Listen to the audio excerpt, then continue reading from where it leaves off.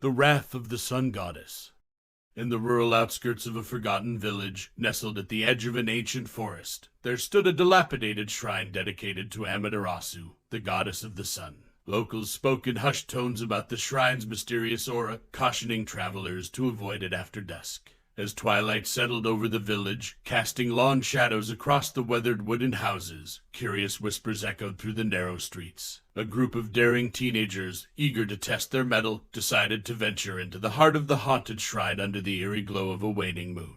As they approached the shrine, the air grew thick with an unnatural stillness. The creaking of the shrine's torii gate sent shivers down their spines. Undeterred, they entered the sacred grounds, their flashlight beams cutting through the oppressive darkness. The main hall of the shrine, its time-worn architecture revealing the weight of centuries, loomed before them like a silent sentinel. In the center stood an ancient statue of Amaterasu, her serene countenance carved with meticulous detail. Moonlight filtered through the cracks in the ceiling, casting an unsettling glow upon the deity's stone face. Ignoring the warnings of the villagers, one of the teens dared to speak a blasphemous challenge to the goddess, mockingly questioning her ability to protect the village. Laughter erupted among the group, shattering the sacred silence that enveloped the shrine.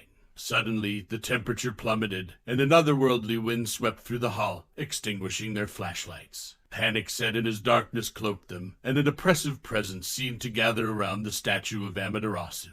In the pitch-black silence, an ominous voice resonated, neither human nor divine, chilling their very souls. "You dare challenge the goddess of the sun," it whispered, each word dripping with icy wrath. Terrified, the teens stumbled backward, attempting to flee the shrine, but an invisible force held them captive. The voice continued, recounting their sins and transgressions with an intimate knowledge that froze their hearts. Suddenly, the moon vanished behind a thick curtain of clouds, plunging the shrine into complete darkness. In that moment of absolute blackness, the teens felt a searing heat on their skin, as if the very air was ablaze. Desperate screams pierced the void, blending with the unearthly laughter of Amaterasu.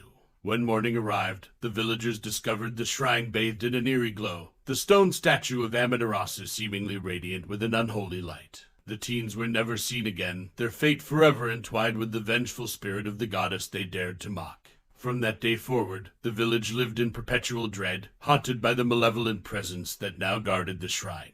Whispers of the cursed teenagers and the wrath of Amaterasu echoed through the village, a cautionary tale that kept even the bravest souls at bay after the sun dipped below the horizon.